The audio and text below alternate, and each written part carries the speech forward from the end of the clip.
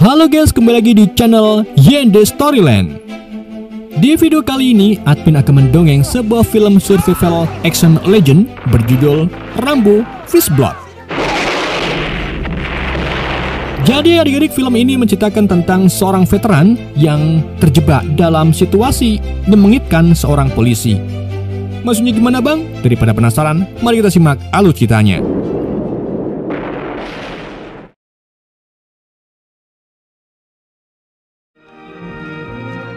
Di awal kisah, kita diperlihatkan dengan John Rambo, seorang veteran perang Vietnam yang dulunya tergabung dalam pasukan elit Angkatan Darat Amerika Serikat. Ia dikenal sebagai satu-satunya yang selamat dari unitnya, dan semasa perang telah dilatih langsung oleh Kolonel Samuel Troutman untuk menghadapi pertempuran skala besar. Berkat jasanya, Rambo dianugerahi Medal of Honor, meski dalam batinnya ia masih menyimpan luka mendalam akibat perang.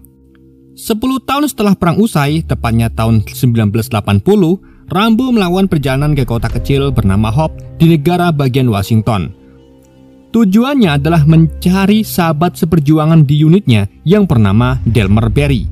Namun harapannya pupus ketika ia diberitahu oleh ibu Delmer bahwa temannya telah meninggal karena kanker. Akhirnya, tanpa disadari banyak orang, Rambo kini menjadi anggota terakhir dari unitnya yang masih hidup. Dalam perjalanannya menyusuri jalanan kota Hope, Rambo tampak mencolok dengan rambut gondrong dan mantel militer. Kehadirannya secara menarik perhatian Sheriff Will Tesley, seorang aparat yang tampak terlalu waspada. Meski awalnya tampak ramah dan menawarkan tumpangan, Tesley sebenarnya berniat menyingkirkan Rambo dari kotanya. Ketika Rambo menanyakan tempat makan, ia menyindir bahwa tidak ada warteg di kota itu. Ia pun akhirnya diturunkan di pinggir jalan, namun Rambo ngeyel dan memutuskan kembali ke kota. Hal ini membuat Tesley garam dan langsung memutar balik mobilnya. Ia menghadang Rambo, menggeledahnya secara kasar, dan menemukan sebilah pisau besar di jaketnya.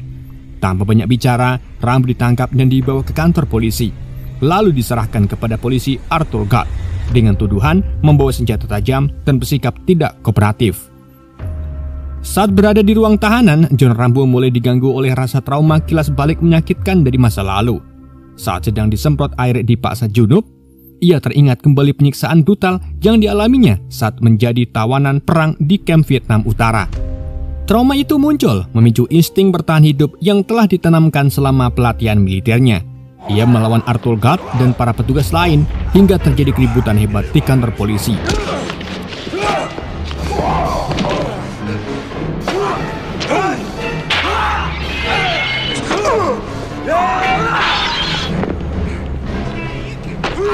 Setelah berhasil meloloskan diri dan tak lupa mengambil pisaunya, Rambo melarikan diri dengan mencuri motor warga. Ia sempat menyerang beberapa polisi sebelum larinya menuju ke arah pegunungan.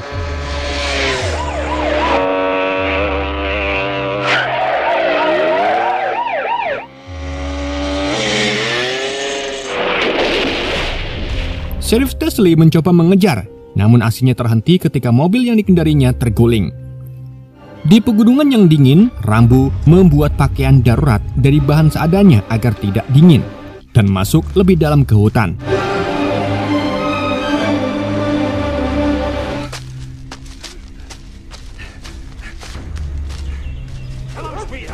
Sementara itu, Tesley bersama para polisi dan anjing pelacak mulai menyisir wilayah tersebut.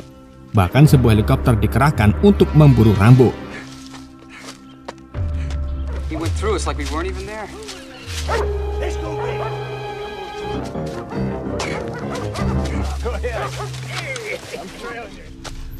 Di tengah pelariannya, Rambo tiba di ujung tebing curam dan terpaksa melompat demi menghindari tembakan.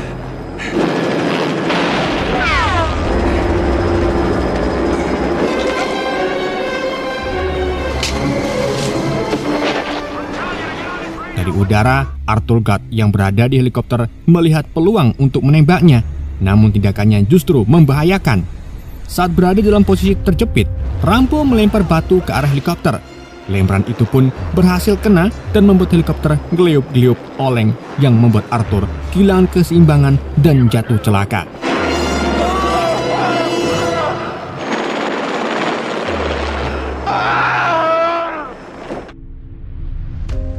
Sedangkan Rambo kembali menghilang ke dalam hutan. Tak lama setelah kejadian di tebing, Sheriff Teasley dan timnya mencoba mengevakuasi jasad Arthur Galt yang tergeletak di dasar jurang. Mereka segera menghubungi tim evakuasi untuk membawa tubuh rekannya itu. Namun, suasana di antara para polisi mulai memanas, apalagi setelah mendengar lewat radio bahwa John Rambo adalah mantan prajurit elit sekaligus pahlawan perang. Beberapa petugas yang menyarankan agar pengejaran diserahkan pada polisi negara bagian, tapi Teasley yang diliputi amarah memilih untuk terus memburu Rambo sendiri.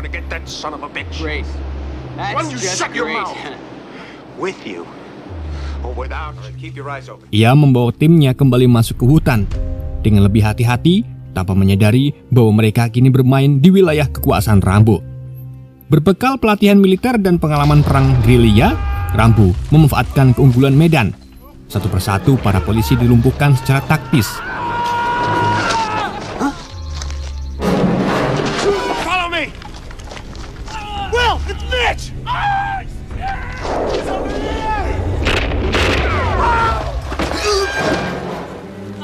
Dalam kekacauan itu, Rambo bahkan berhasil mendekati Teasley, membuatnya tak berdaya.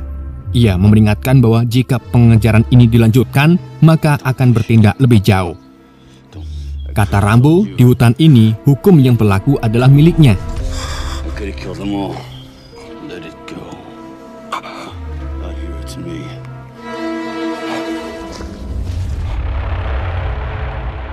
Setelah itu, situasi makin genting. Petugas medis memberikan perawatan pada Teasley dan anggota timnya yang terluka. Pihak polisi negara dan Garda Nasional Washington turut tiba di lokasi untuk mengambil alih. Seorang kapten bernama Dave menyarankan agar Teasley mundur dan menyerahkan kasus kepada mereka. Namun, Teasley tetap menolak. Ia tidak bisa menerima kenyataan bahwa seseorang seperti Rambo yang tampak biasa di mata sipil bisa menjadi sosok berbahaya. Di tengah kebuntuan, muncul sosok penting yaitu Kolonel Samuel Trotman, komandan sekaligus mentor Rambo semasa dinas. Ia menyampaikan dengan tegas bahwa Rambo bukan sembarangan orang. Dialah orang yang merekrut, melatih, dan mengirimnya ke Vietnam. Tapi meski begitu, Teasley tetap keras kepala. Ia bersikeras menangkap Rambo karena baginya pria itu telah membawa kekacauan di kotanya. Kolonel Sam Trotman akhirnya menyampaikan alasan kedatangannya ke sini bukan untuk menyelamatkan Rambo dari Sheriff Will, tetapi justru untuk menyelamatkan Sheriff Will dari Rambo. Ia menjelaskan bahwa John Rambo bukan sekedar mantan prajurit biasa. Ia adalah spesialis perang gerilya yang sangat terlatih, ahli dalam pertarungan tangan kosong, piawai menggunakan pisau, dan mampu bertahan dalam kondisi ekstrim. Ia dilatih untuk bertahan hidup di medan perang. Sam kemudian menyarankan agar Rambo dibiarkan pergi, karena terus mengejarnya hanya akan memicu bencana. Namun karena gengsi dan emosi, Will menolak saran tersebut. Ia percaya bahwa dengan bantuan Garda Nasional dan polisi negara, Rambo bisa ditangkap.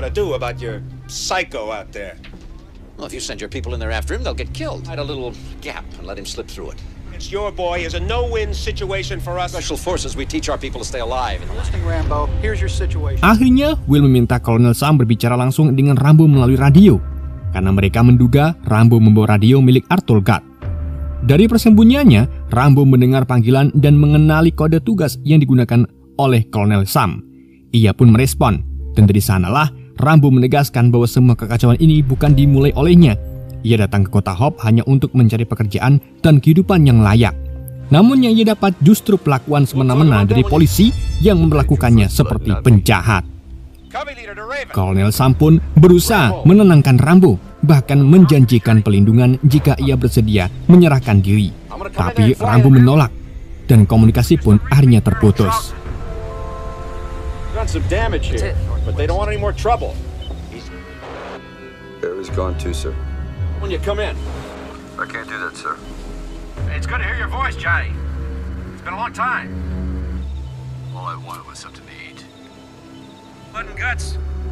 I covered your ass more than once.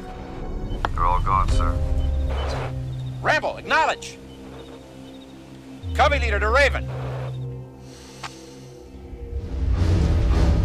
Keesokan harinya, posisi Rambo berhasil dilacak. Pasukan Garda Nasional yang dipimpin oleh Morgan Clinton mulai digerakkan ke arah persembunyiannya di hutan. Namun, Rambo yang sigap menyadari pergerakan mereka dan segera melarikan diri.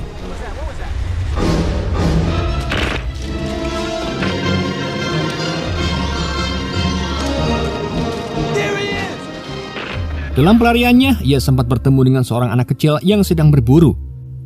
Tapi, tanpa membuang waktu, Rambo terus melanjutkan pelariannya. Akhirnya, pasukan Garda berhasil mengepungnya di mulut goa tambang tua yang telah lama ditinggalkan. Mereka mengira Rambo akan segera menyerah, namun ia tidak kunjung keluar, membuat mereka greget dan menembakkan basoka hingga goa itu porak-poranda.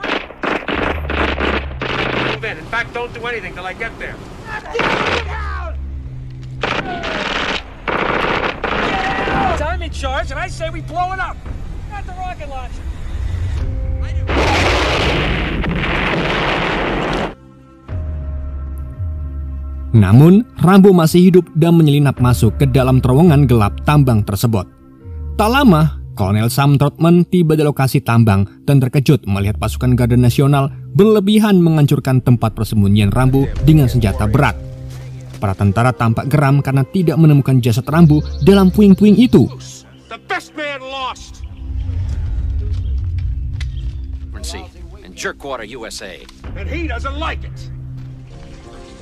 Dan benar saja, Rambo masih hidup. Dengan kecerdasannya, Rambo menemukan aliran udara dalam terowongan dan membuat obor sederhana untuk mengikuti arus tersebut. Ia terus berjalan menyusuri lorong-lorong gelap hingga akhirnya menemukan jalan keluar menuju permukaan.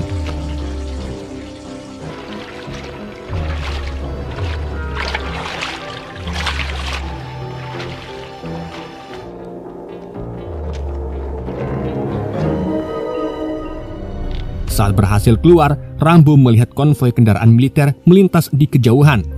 Ia pun langsung mengambil alih sebuah truk kargo militer dan melumpuhkan supirnya. Dengan truk itu, ia melanjutkan misinya dan mulai menyerang infrastruktur kota.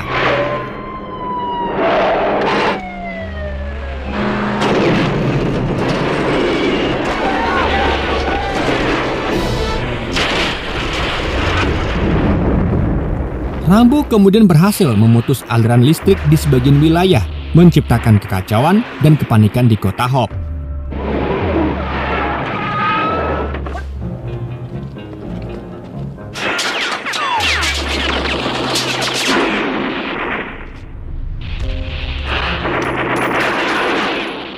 Dalam aksinya, Rambo meledakkan sebuah toko perlengkapan olahraga, menumpahkan bubuk mesiu dan amunisi, lalu diam-diam menuju markas polisi.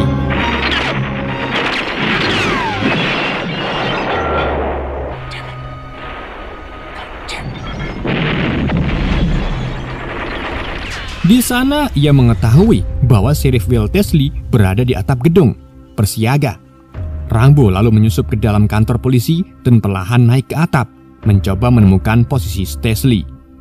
Ketegangan meningkat ketika Will melepaskan tembakan dan melukai Rambo. Namun Rambo berhasil membalas dan akhirnya membuat Teasley terjatuh dari atap ke lantai bangunan.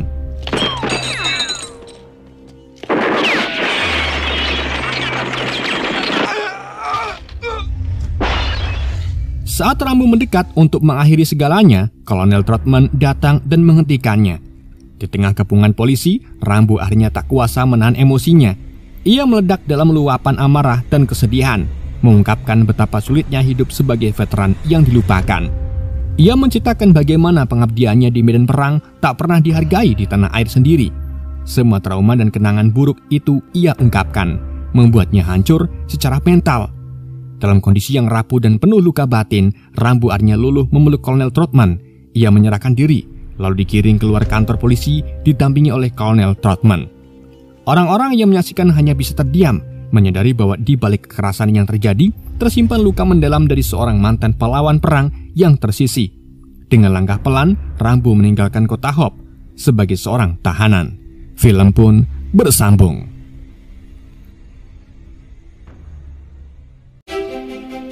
Oke guys, itulah alur cerita film Fishblood. Semoga kalian terhibur dengan alur cerita yang saya bawakan. Mohon maaf jika ada kesalahan dalam penyampaiannya ataupun penyebutan nama. Sekian dari Yende, sampai jumpa di video berikutnya.